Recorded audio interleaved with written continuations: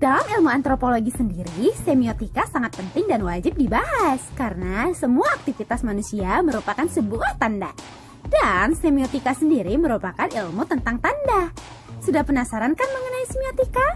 Nah, ini dia penjelasan tentang semiotika. Pengertian semiotika. Kata semiotik ini berasal dari bahasa Yunani, yakni semeion yang berarti tanda. Sementara itu, kata semiotika juga dapat merupakan penurunan kata bahasa Inggris, yakni semiotik. Nama lain dari semiotika adalah semiologi. Kemudian, apabila dikaji secara terminologis, semiotika dapat didefinisikan sebagai ilmu yang mempelajari tanda.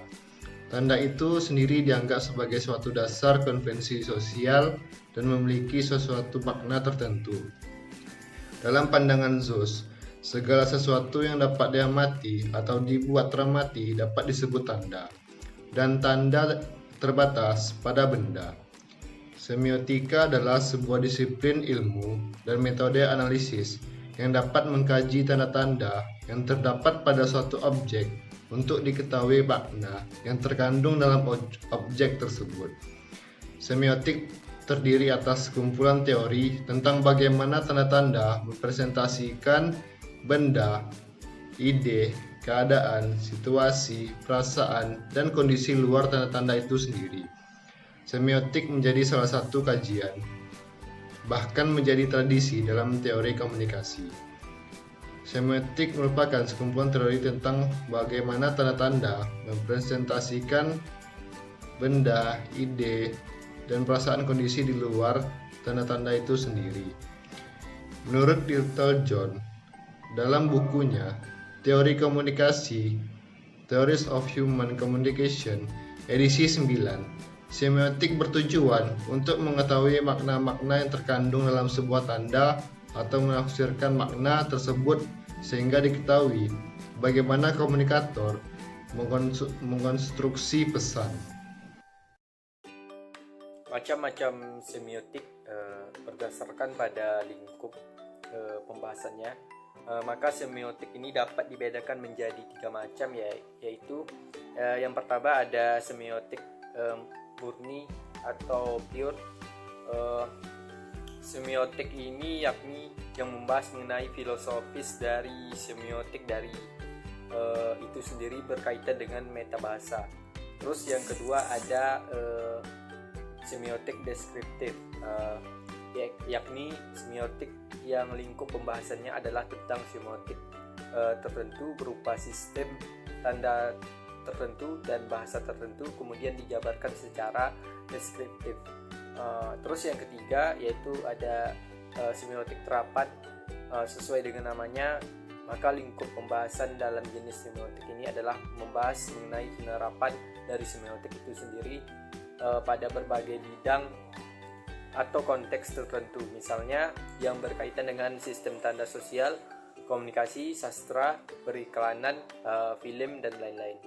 Tokoh-tokoh dalam semiotika. Yang pertama ada Ferdinand de Saussure.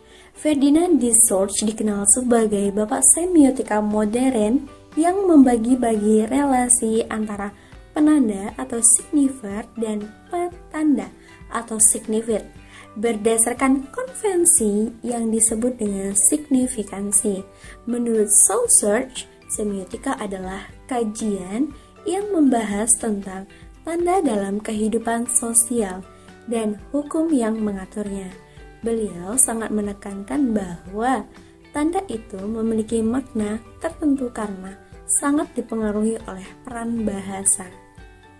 Nah, Saussure kemudian membagi konsep semiotik berdasarkan 3 konsep, yakni yang pertama, logik dan parol. Nah, yang kedua ada sinkronik dan diakronik. Yang ketiga ada sintakmatik dan paradigmatik. Nah, dalam konsep yang pertama, Saussure mengungkapkan bahwa signifikan atau petanda ini merupakan hal-hal yang dapat diterima oleh pikiran manusia, seperti gambaran visual asli dari objek. Sementara signifikan menjuru kepada makna yang dipikirkan oleh manusia setelah mereka menerima sebuah tanda. Contohnya adalah gorden. Dalam signifikan, gorden adalah komponen dari kata gorden itu sendiri, yakni QORTEIN, sedangkan signifi dari gorden adalah apa yang dipikirkan manusia tentang definisinya, yakni kain yang dipasang di jendela untuk menghalangi masuknya cahaya. Yang kedua ada parole dan launch. Menurut Saussure, launch adalah suatu sistem tanda dengan sepengetahuan yang dimiliki oleh masyarakat akan suatu hal tertentu. Sementara itu, parole adalah tindakan yang dilakukan oleh individu berdasarkan pada kemauan dan kecerdasan secara berpikir. Nah, yang ketiga ada dari sinkronik dan diakronik, yaitu konsep yang mempelajari bahasa dalam kurun waktu tertentu. Pada sinkronik adalah penjelasan mengenai kondisi tertentu yang berhubungan dengan suatu masa atau waktu. Kemudian, diakronik adalah penjelasan tentang perkembangan setelah suatu hal terjadi di suatu masa tertentu. Sintakmatik dan paradigmatik, yakni hubungan unsur yang memuat susunan atau rangkaian kata dan bunyi dalam suatu konsep. Nah, sintakmatik ini adalah unsur dapat digantikan dengan unsur lainnya. Sementara itu, paradigmatik adalah unsur kalimat yang dapat digantikan dengan unsur lainnya. Nah, dengan catatan harus memiliki makna yang sama. Selanjutnya, Charles Sanders Peirce. Konsep semiotika Peirce ialah tanda berkaitan erat dengan logika. Logika digunakan manusia untuk bernalar melalui tanda-tanda yang muncul di sekitarnya. Tanda itu mampu menghubungkan pikiran antara satu dengan orang lainnya. Peirce membagi tanda atas 3 hal untuk memberikan makna pada suatu objek.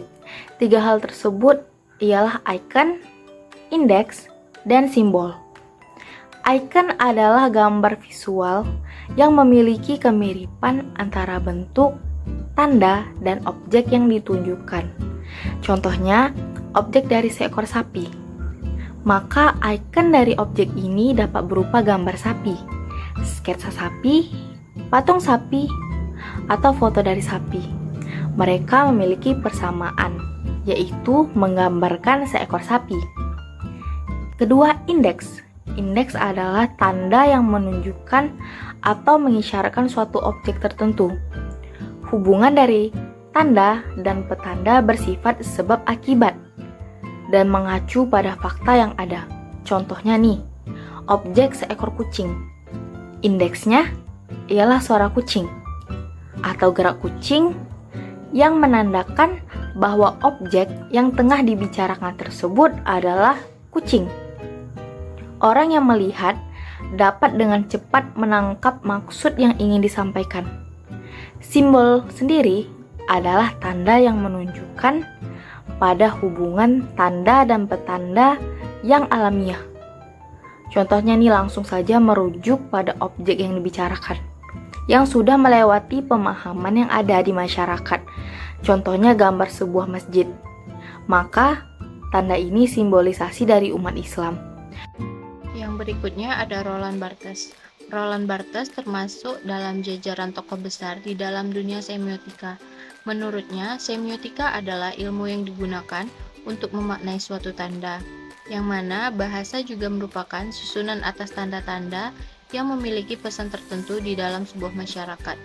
Tanda di sini juga dapat berupa lagu, dialog, not, musik, logo, gambar, mimik wajah, hingga gerak tubuh.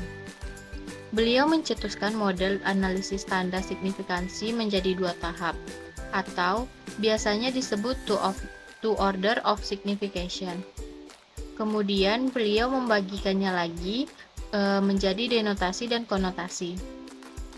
Dalam signifikasi, tahap pertama berupa hubungan antara petanda dan penanda dalam bentuk nyata alias denotasi, yakni makna asli yang dipahami oleh kebanyakan orang. Misalnya kata ayam memiliki makna denotasi sebagai unggas yang menghasilkan telur dan berkotek. Kemudian Dalam signifikansi, tahap kedua terdapat konotasi yang menggambarkan hubungan ketika tanda tersebut bercampur dengan perasaan atau emosi. Meskipun makna denotasi dan konotasi ini memiliki perbedaan, tetapi seringkali orang tidak menyadari perbedaan tersebut, sehingga membutuhkan analisis semiotika untuk menyelidikinya.